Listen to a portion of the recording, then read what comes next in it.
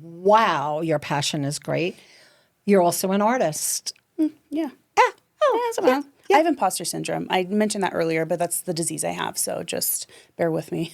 I do too. Yeah, don't we all? My goodness. It's so hard. Like I look in the mirror and I'm like, who do you think you are? I know. What are you doing? Are you wearing jeans today? Who do you think you are? Yeah. What? I mean, come on. You're going to go put on a happy face and then you're going to come home and you go, bleh. And it's like, I think I'm so glad they labeled the imposter syndrome. And I found out like I'm not the only person who suffers from it. And it's like everybody feels like, I think it's okay to have a persona and a personality and a put on a happy face that we bring into the world. And it doesn't have to be 24/7. I mean, I feel like I'm coming to terms with the imposter syndrome and I'm just saying it's all of me. Yeah. And I like it. It's like all of me. Yeah. I have no choice but to like it. It's there.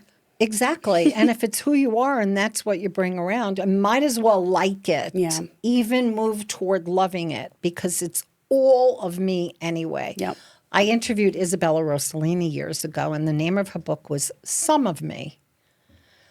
I said, why some of me? She goes, there's no way I would ever let anyone know about all of me.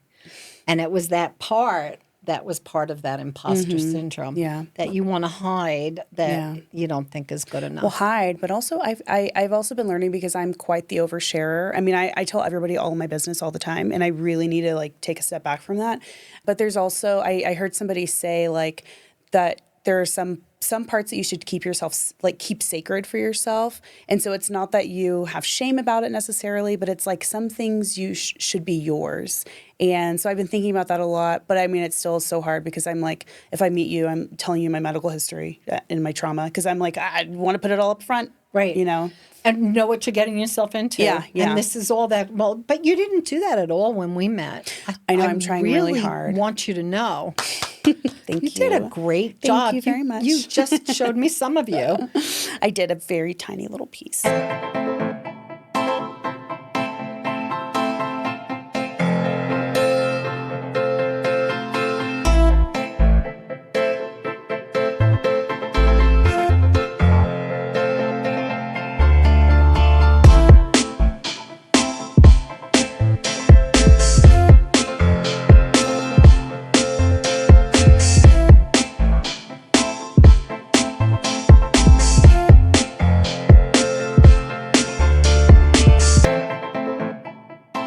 There. If you're within the sound of my voice, you are listening to or watching the Sterling Spin podcast. I'm excited to bring you tools for living, learning, loving, laughing, and for your overall well-being. Each week, we have a new show for you. You never know who's going to be in the studio. As a matter of fact, I didn't even know who's going to be in the studio a month ago. She was delivered. Karisa Garner, welcome to the program. Hello. Thank you for having me. When I say you were delivered, I mean, you literally, we were at a chamber event. I said to someone, I'm looking for someone to help me to do some little social media. And about 10 minutes later, Laura from Butterscotch Studios came and said, I'd like you to meet Karisa because she's going to help you with your social media. So let me start by saying thank you for showing up. Of course. Of course. I'll tell everybody a little more about you, and then we'll get into the conversation. All right. And you just look so beautiful. Thank you. It's the eyelashes. I love your eyelashes. Can we do it later? I can put eyelashes on too. I decided to title today's show, Art, Creativity, When Life Leads You to Love Your Life. Because this is a woman who smiles a lot, laughs a lot, and loves what she does when she's doing it. And that seems to change here and there. She's a creative force, in my opinion. And every movement and every program needs a creative force. We've got a few in this studio. Karisa Garner is a community activist, artist, and the newest member of the Sterling Spin team. From building programs in affordable housing and mental health to launching an art revival in Waco, Texas, Karisa's superpower is knowing how to bring life, light, and attention to what matters most. So let's spin it up with Karisa Garner here in the studio today.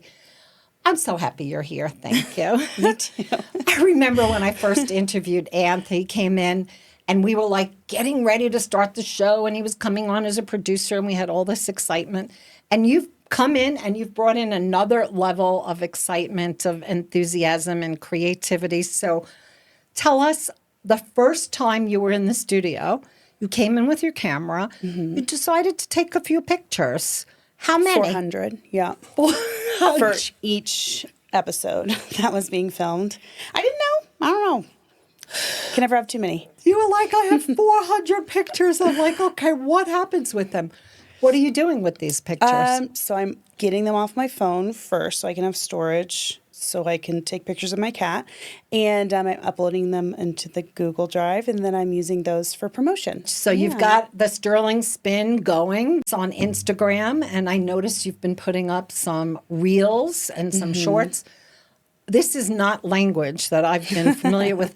Fortunately, people have called me the talent.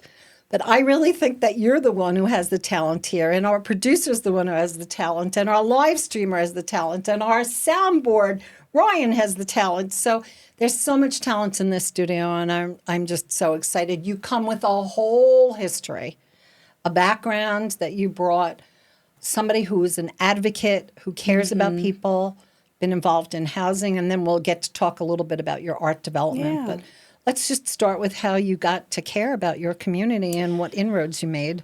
Yeah, so it's interesting. So I went to school for sociology, which if you talk to anybody who got a degree in sociology, the joke is like, you know, what do you do with it? Nobody uses their degrees, but I was lucky enough to stumble upon an opportunity to actually use my degree, which is really exciting. So I started as a case manager, which is like a social worker, except you're not allowed to say that. Less school, Right. No letters after my name, make like $2,000 less a year. But essentially, I was doing social work. So I started working for a program that does street outreach. So for people experiencing homelessness who also have mental health issues, it's a national program. It's called PATH, Projects for Assistance and Transition from Homelessness. It's fantastic. Wow. It's not a ton of money to do a lot of work with, but essentially the grant that we get pays for exactly enough salary for the case managers to exist. And we go into campsites. I say we as if I'm still doing it, but in essence I am. But we would go into campsites.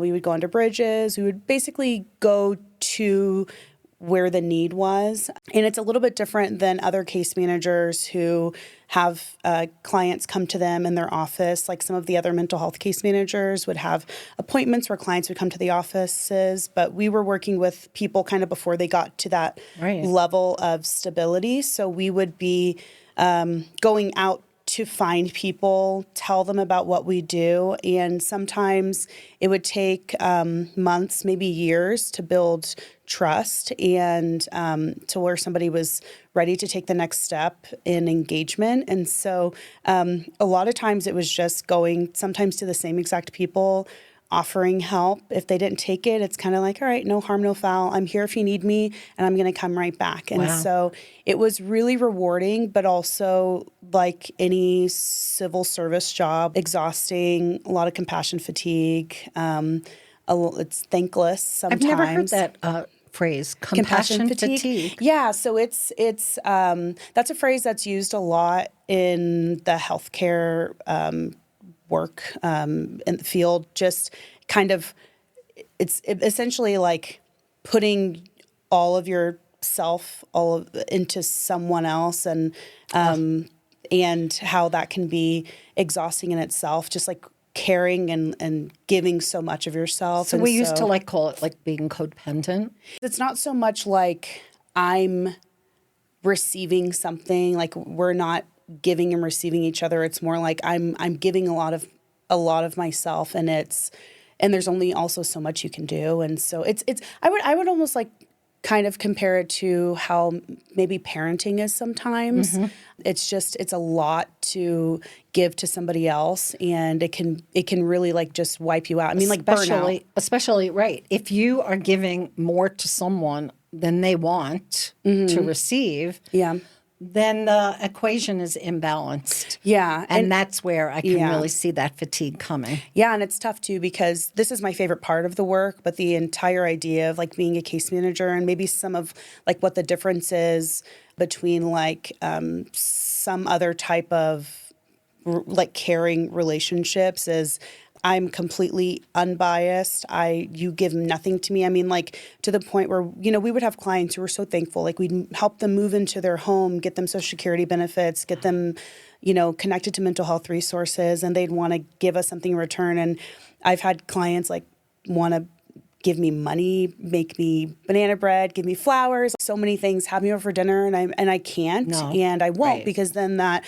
creates an imbalance in what our relationship is. Right. And it, to me, like sullies the relationship. You don't owe me anything. Like I'm doing this because it's my job. I'm doing this because you deserve help, and you should not have to give anything of yourself to get your basic needs met, essentially.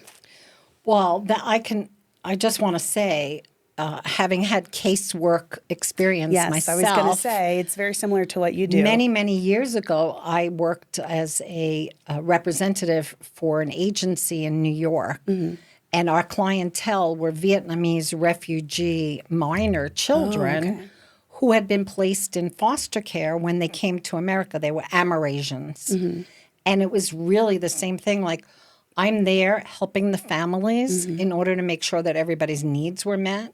But casework is very demanding. Yes. I could work like 14, 15 hours a day because if you're with a family and they needed you, you don't say, I'm off the clock. You're there and you give. It sounds like, though, you have very good boundaries. Yeah. I was a case manager for 3 years, and then I moved into supervision for that program I was in. And then 3 years after that, during COVID, like right when COVID started was when I became a I became a supervisor during COVID. And then a few years later is when I became a program manager, which is the part I loved. I love supporting support staff because I get to be the person to help them enforce boundaries and also like give them permission to set boundaries. And it's too important because if you don't have good boundaries, then you are going to burn out and you're going to leave on a bad note if you leave the profession. And you're also going to take out your frustration, your grievances, your exhaustion on the wrong people. Right. And the easy target is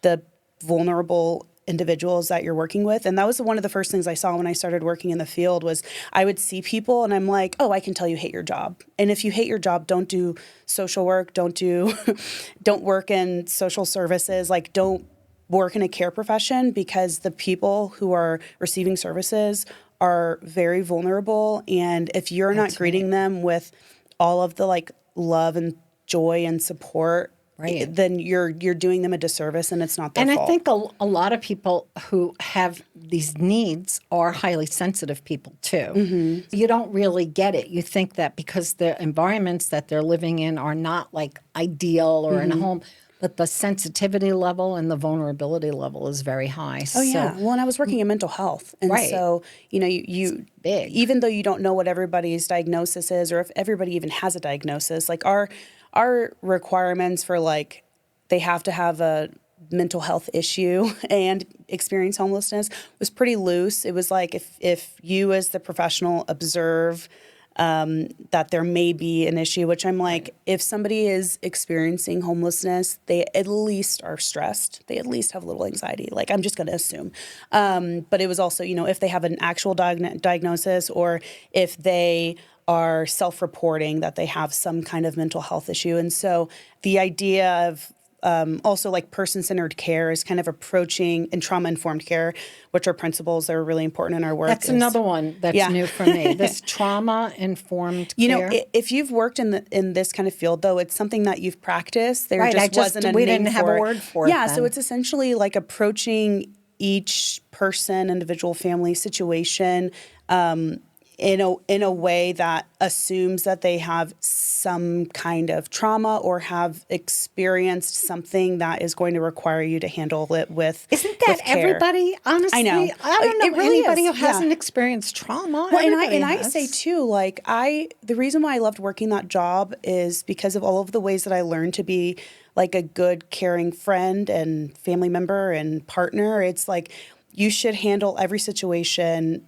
every person, in a person-centered way. Like you are meeting their needs, you're meeting them where they are, regardless Right. if it's my friend, if it's, whoever, and being trauma-informed as well. I have the best story. Can I Okay. tell a little I love a story. Okay, so I was working with this rabbi, and the rabbi was giving me assignments every week. Mm-hmm. And one week, my assignment, he said, okay, I want you to be there for other people. And I looked at him, I'm like, wait. I'm there for everybody. Mm-hmm. How could you tell me to be there for other people? And he said, well, this week, do it consciously. Okay. So I'm looking, like, how am I going to do this consciously? I help everybody. I'm there for everybody. I do everything for everybody. So a friend calls me up. She goes, she tells me she's sick. And I'm like, oh, my God, you're sick. Okay, I'm going to run to the store. I'm going to get you orange juice. I'm going to get you chicken soup. I'm going to get you matzo balls. I'm going to get you. She's like, no, I don't need anything. I just wanted you to know that I wasn't feeling well. So I'm not going to be talking on the phone the next couple of days. And I realized that what I was doing to be there for others was flying into their space, telling them what I thought they needed, deciding for them how to make them better, and to really, really, what I learned, to be there for others, the first thing you have to do is take a giant step back, pull yourself out of it, and make enough room for them to come step in so they could ask for what they need. Right. So that's person-centered care. And that's also why it's really important to have representation really in anything that you're doing, from making like decisions as a case manager with your clientele to creating legislation that affects a certain group. If you are not getting any input from the demographic that you're serving, then you're not doing anything. Right. And, we saw one of the things that we did, I was on the Heart of Texas Homeless Coalition as well, which is basically just like a collective people. Heart of Texas. So fast. Heart of Texas Homeless Coalition.org. Just kidding. But you can if you want. Okay, put it up there. But one of the things that we did was my actually fiance now, but we were both on the board together. I've been noticing this over so here. shiny. Is this a good light from my diamond? Hold on. It is so beautiful. Congratulations Thank you so on your much. engagement. Thank you. And you and your fiance have relocated and have whole new opportunities, still bringing the wisdom and the width and breadth of what you've learned into your new life here. Yeah. So we decided, because we were both kind of in the throes of the work we were doing, and there were a lot of changes in our community, a lot of changes in both of our organizations, and we decided, so my last day of work was like September 1st, and then we moved on September 2nd. And we leave it to you. It sounds like something you would do, and I'm just getting to know you. Well, and in August, we were both like, you know what, let's take a sabbatical. Like, let's not look for jobs right now. We have some savings, we have support, we have each other. Like, let's just move and then figure it out. And here I am, like, a million months later, and I still have no job, but that's okay. Still figuring it out. But we were really in it, but we met in that field too. And so what I was saying before about the business outreach, part of it was also going to other organizations who were doing good, but there wasn't like a coordinated effort. And so where we saw that a lot was like with faith-based communities and faith-based organizations, which really like genuinely do such amazing work, but sometimes when there's not like a good coordination also with like the like the agencies in town, like agencies of the state and other like organizations that are doing this work and getting funding for this work. Like you see a lot of like doubling up on services and kind of saturating certain areas. And so one of the things that we wanted to do was we wanted to coordinate that better so that we weren't getting like 10 churches in the community like going to the same area every Sunday and doing the same thing for the same exact people. And also we wanted to let them know what the needs were. And so we would do surveys for clients and just kind of like the community that we were working with to really like get an idea of what they needed, what they were looking for. You are so passionate about this work that you've done, working with the homeless and the mental ill. Now you also have moved that into, and this is where you used your social media skills, because you created an artistic community in Waco. And we'll talk about that in just a second. It happens to do with figure drawing of the... Not finger drawing this time. I thought it was finger drawing. That's the first time I heard you say it. It's like figure drawing. And it happens with nude models. It sure does. And it's absolutely fascinating. So before we move further with Karisa Garner, my guest here in the studio today for the Sterling Spin podcast, and I'm Liz Sterling, and I'm so glad that you're with us. I want to thank you for being here on the YouTube channel. I'd like to ask you to please subscribe. Once you subscribe, then you can choose to get notified. Just click the little bell, and every Sunday we drop a new show, and you will be notified, and you could tune in and find out what exciting, new, interesting guest is joining me in the studio, because I have lined up for the next 8 weeks a potpourri of guests who come from so many walks of life, and I'm thrilled to share them with you and to get to know them better while we're here in the studio. Also, you may have a story. I'd love to hear about your story, and you may be saying to yourself, hey, let's make sure we support the Sterling Spin. So please, we're looking for sponsors as well so that we can keep coming here every single week to you, to your phone, to your screen, to wherever you are. So contact me at sterlingspin@gmail.com. That's how you get to me. It's sterlingspin@gmail.com. And Karisa Gardner in the studio with us. She parlayed some of her talent and skills, which, wow, your passion is great. You're also an artist. Yeah. Yeah. I have imposter syndrome. I mentioned that earlier, but that's the disease I have. So just bear with me. I do too. Yeah, don't we all? My goodness. It's so hard. Like I look in the mirror and I'm like, who do you think you are? I know. What are you doing? Are you wearing jeans today? Who do you think you are? Yeah. What? I mean, come on. You're going to go put on a happy face and then you're going to come home and you're going to go, bleh. And it's like, I think I'm so glad they labeled the imposter syndrome. And I found out like I'm not the only person who suffers from it. And it's like everybody feels like, I think it's okay to have a persona and a personality and a put on a happy face that we bring into the world. And it doesn't have to be 24/7. I mean, I feel like I'm coming to terms with the imposter syndrome, and I'm just saying it's all of me. Yeah. And I like it. It's like all of me. Yeah, I have no choice but to like it. It's there.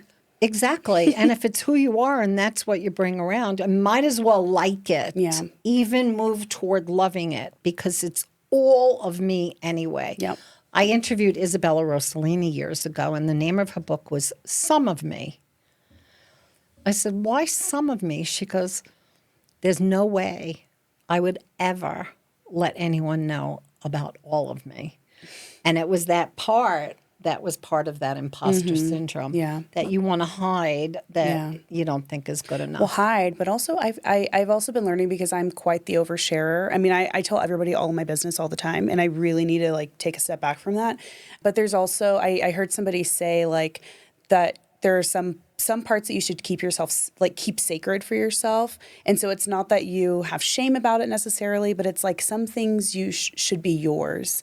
And so I've been thinking about that a lot, but I mean, it's still so hard because I'm like, if I meet you, I'm telling you my medical history and my trauma because I'm like, I want to put it all up front. Right. You know? And know what you're getting yourself into. Yeah. And this is all that. Well, but you didn't do that at all when we met. I know. I'm trying really hard. I want you to know Thank you. You did a great job. Thank you very much. You just showed me some of you. I did a very tiny little piece. And I really, really like every part of you that I'm seeing. So let's get a little into the artist because you're here. You're working in the studio with us. You're helping with the social media for the Sterling Spin podcast. And I hope you're having fun because I think all of us opened our arms and welcomed you in. And we're like, oh, we're so happy to have your energy. And you really are great. You're I know. fun Before to you be guys with. even saw what I did, I'm like, all right, I hope I can deliver. And we already were like, oh, we love everything about I know. you. I'm like, no pressure. There's no pressure at all whatsoever. So, okay, not finger drawing. Figure drawing. Right. Yes. Figure like drawing. you're drawing a figure. So it's literally like the oldest type of art to do is drawing the human body, drawing a person. And so the reason why we started it, so again, my fiance and I started this. We've done so many things together. We work too well together. Yeah, we work great we do together. everything. Yeah. Well, this is scandalous, but he did used to be my boss, but he's not anymore. But because of that, it's like, it was so natural. Like we just work so well together. So we like started an art business. We've done we've done so many random things together because we enjoy each other so much. And he also says yes to everything, which is a really good partner for me. I started really getting into drawing people, doing portraits and nude drawings during COVID.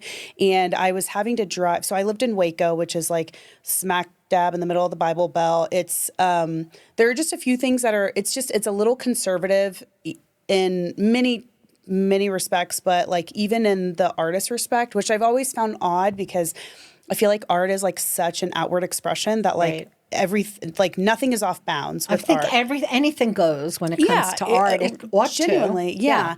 And so I was having a lot of trouble like finding a figure drawing class, and even like the university there, Baylor, I had a friend who was a fine arts major there, and she was telling us that even like the figure drawing classes there, they would have the models in bathing suits, and I'm like, that defeats the purpose of the whole thing. And so I was driving to Austin to go to this figure drawing class on Sundays, but it was like such a pain. It was like an hour and a half. If there's no traffic, it would take my entire day. And so I had a friend who owned a gallery downtown, and I was like, hey, have you guys thought about doing figure drawing classes? And she's like, nope, you want to do it? And I'm like, well, I don't know how to do that. You know, I'm not I'm surprised you didn't just say, sure. You because think. that's like you. Well, I did say sure. After like 15 minutes, I was like, okay, I guess I'll figure it out. And so I reached out to like some models and some figure drawing groups online. Like there was one that I followed from, it's called Brixton Life Drawing. It's in England. And so I like was emailing them, and I'm like, hey, what should I do? And then this other model, and I was like, what would you want as a model? Like, what should I bring? I mean, I had no idea what to do. And he gave me some tips, and then my fiance and I just were like, let's just figure it out. And so we this is where I started doing social media for your own for my classes own group, that were they art classes that you were offering? So no, I call them sessions because they're not taught. They're just a drop in, like, come draw this model. Naked. Well, no. Oh, okay. No, so actually not everybody is naked. That's I just want to make that very clear. Come naked. That's a different kind of easy. event. Okay. Right. So no, we would, and what was cool is all of these models, like kind of similar to me doing this, like everyone was so new at this. Like we had a couple of artists that would come, and they've done this before. You know, we had art teachers come and people who have been doing fine arts for decades. And but most of our models had never ever in their life modeled before, and like definitely hadn't modeled nude live for a figure drawing class. And so I just I did a lot of research, and I was like, okay, what do I have to do? How do I advertise this? Where do I advertise this? And I bet you weren't using ChatGPT at the time. I wasn't. I don't even know if ChatGPT was around there then. yet. I don't know. Right you said 2020, 21, I was having to make up stuff out of my brain. So make up stuff out of your brain. That's what we used to do. Yeah, I know, back in the old day. So we were really lucky to have a free studio space, and we had to figure out a couple things with like the timing, the lighting, like how to make sure the model was comfortable, how to make sure that this was safe for the model also. Like that was probably the most important thing. Very important. Of course, you have to create a space of safety. Yeah, you have somebody little at you their have most somebody in there. vulnerable. You don't even know what they could Yeah, so I would tell the models, I would usually meet with them beforehand, bring them to the studio, Put them in plexiglass. No, I'm kidding. and I would tell them, like, if there's somebody in here who makes you uncomfortable for any reason, no questions asked, I'll ask them to leave, come back to the next session, like, regardless of, I mean, you don't have to tell me for any reason. Wow. And I would let models, like, if they wanted to bring emotional support, they could bring that. If they wanted to, bring their vape, whatever they needed to do to feel comfortable and relaxed. And I mean, we got to the point where, I mean, even now we have so many models that I can't. So this is still, you're not there in Waco, but it's still going on. It's still happening. So you used all your knowledge, research, studying, gathering information, then social media, then building the word in the community, then creating a safe space.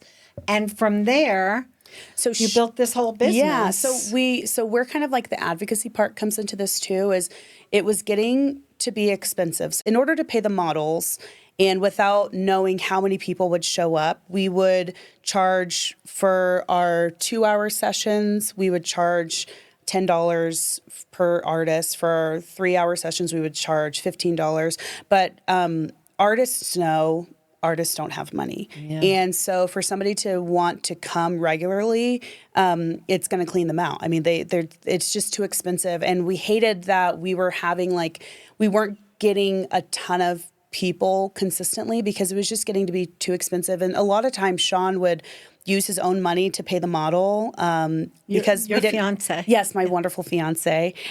He's a wonderful fiance. He's a perfect human. I'm like, your guy is so nice. You're like, and handsome too. And he is. I just want to make sure everybody knows that they're allowed to say it because I know they're thinking it. He's handsome. He's a very handsome man. I know. He's so handsome. And you know what? It's like you're in people's heads and you're like, it's okay. You could say he's you handsome. Can say it. I want to make sure you know. And then when you say it, it's like, oh, okay, the cat's out of the bag. Yeah. Like he's a very wonderful, but it's not just handsome on the outside. He's so nice. He's too nice. I'm the mean one. Something about your fiance. It's like there's a warmth and a care. And then, of course, he absolutely adores you.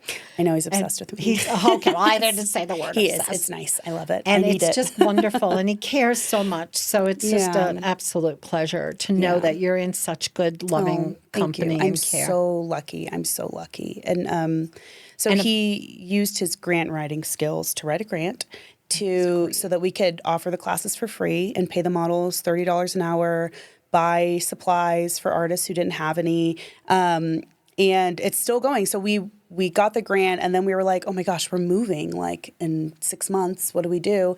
And so I just did like a call to artists who wanted to volunteer their time to facilitate.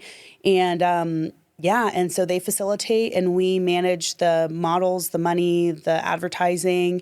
And I think social media? Yep, social media. Yeah, I mean, it's all on just Instagram and Facebook. So when you came to the Chamber event and then you were met by Laura from Butterscotch Studios, and what did she say to you? How did you end up coming to me? So I was joking about how, like, I'm just a housewife. What am I doing all day? Not just a housewife, but I don't have a lot of things going on. I just moved here. I don't have really a community yet. And so I've just been feeling like very aimless. I went from doing a full-time job, like a full-time job. And then also like all of my friends were there. Like I had a great personal community, professional community. I have a lot of extracurriculars. And so then I come to Colorado, which is fantastic. Love it. But it's like, I'm starting new. It's like I'm the new kid in school, but then I'm also like homeschooled. So I'm like, how am I making friends, building a community? And so I was going to the Chamber events. Sean is part of Chamber for his job.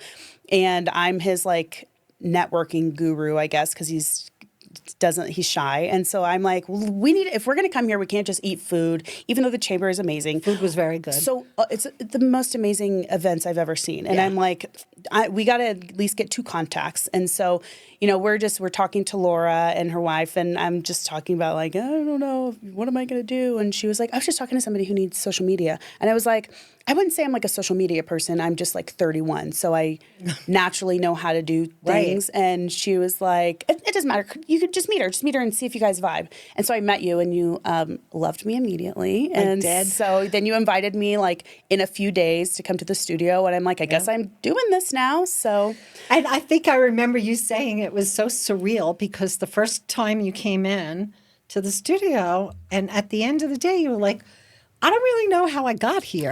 I had literally no idea. I don't know how this happened. I went home and Sean's like, how was your day? And I'm like, I don't know. Like, it's so weird because how did I even get into this? And then from the filming last week, I'm now helping somebody else with social media for their event. And it's like, I guess I do social media now. Like, I'm very confused about what I'm doing. I haven't even mentioned it to all my friends because it's been going so fast. I'm so happy and so grateful. I love how life is leading you to do the things that you love. And when you love what you're doing, life gives you more. Well, I'm also trying a lot of stuff. Like to what you were saying something earlier about how you would expect me to just say sure to a bunch of things. I'm really trying to step out of myself, out of the imposter syndrome, and just like say yes to things, especially because I'm in a new community. And so, the only way to meet people and grow is to just say yes. Open yourself. And so I'm saying yes to a lot of things. Things like I eat kale now, and I'm like, I just said yes one day, and now I eat vegetables. Oh my goodness. So, I get kale from the CSA every Tuesday, so I can bring you fresh kale that I would love that. I love it. I love it. And it's like, I didn't even know I would like kale. Now I like kale. Oh gosh. Because I said yes. And it's because of my sabbatical, I have the time and I'm able to so many different ways to work with kale. So I'm so glad you're here because we have so much to talk about. Just want to say thank you so much, Karisa, for showing up, for being here, for saying yes. Yes. And for joining us here. I didn't have a choice. Just kidding. Right, you don't have a choice. I know. It's like, I guess I'm this is like I have to be. So right in this moment in time, if somebody wants to learn more about you or meet you more or find out about the figure drawing that's going on, or is there a way that you want people to be able to access you? Sure. Well, first on Instagram, at the Sterling Spin. That's a great place to see what some of the stuff I do. Oh, you are good. Just saying. And then if you happen to be in the heart of Texas region, then you can go to Waco Life Drawing, at Waco Life Drawing on Instagram. And if you just want to follow me, I do have a public Instagram because I like to tag celebrities that I like in my stories, and I want to see if they'll follow me back and if they'll see it. Because I'm so excited. I get to see the celebs you like. And you're a millennial, and there's so much I could learn from you. So thank you so much for showing up. But that's at Karisification, which is Excuse me? You're just going to have to figure it out. Karisa, Karisification. Yes. It's like Californication, but Karisification. Oh, I love that program. It was really good. Did you see Friends and Neighbors right now on Apple TV? I don't have Apple TV. John Hamm. Oh, I do. Maybe I'll get it. OMG. Very good. I think it's like 6 or 7 episodes. I have so many shows right now. It's overwhelming. And I love television so much. I have so many shows right now. I'm so overwhelmed. Okay, well, and I'm not giving you any more. I'm saying, no, give it to me. Because I want it. And then I'll put it on my list. There's so many. I have a whole life. I got time. I know. You've got a whole life. And thank you for sharing this part of your life with us here at the Sterling Spin. Well, until next time, thank you, Karisa, for being with us, for joining us. Thank you for being here at the Sterling Spin podcast. Please subscribe right here on YouTube. Hit the little bell for notification. We thank you for showing up as well. Life is happening. It's unfolding each and every day. There's always something new to learn. There's always something new to experience. And there's always something new to celebrate. Celebrating you today. Thank you. Bye-bye.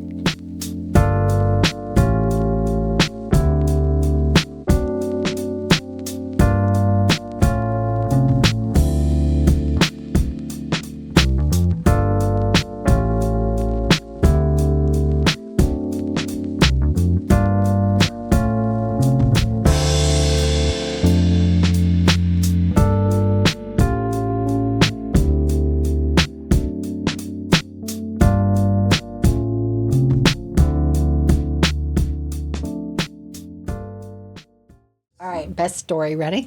Okay. It's only because we're talking about buttholes. We're not. You are. I think I overheard buttholes out there, but okay, anyway, so This is the story. It came from the Newlywed Game, and it's a true story. Bob Eubanks used to be the MC for the Newlywed Game. Anybody familiar here? Or are you all Yes. millennials? I know about it. Oh, you do? I sure do. So, okay, he has the men, and he asks the men while the women are in seclusion, what's the most unusual place that you've done it? So one guy goes, oh, we did it on the kitchen counter. Kids were upstairs. That was really cool. Second guy says, we did it in the shed. We were on the hay. It was really nice. Third guy goes, and so then, okay, now it's time to bring the ladies in. Ladies, where's the most unusual place where you did it? And this woman turns around. She goes, why, Bob, that would be in the butt, Bob. That's where it was, in the butt. Now we're going to clip that. And In the butt, Bob. also, this is 2025. There are no weird places. Butthole's regular. I just want the camera to know that everything's cool. Very It's kosher. all- okay, this was probably in 1980. No. You could go to butt, prison for that. Hush hush back then, right? I It was know. like, right, you didn't. But everything is cool now. That was, I feel if that like was 1980, then this was a reboot of the Newlywed Game. Because that was 1960 60 when something, right? when the original. oh, Newlywed really? Game- Oh, well, then it was Bob Eubanks from Yeah. Yeah, she could have Newlywed. been arrested. She shouldn't have said that So- on the air. The most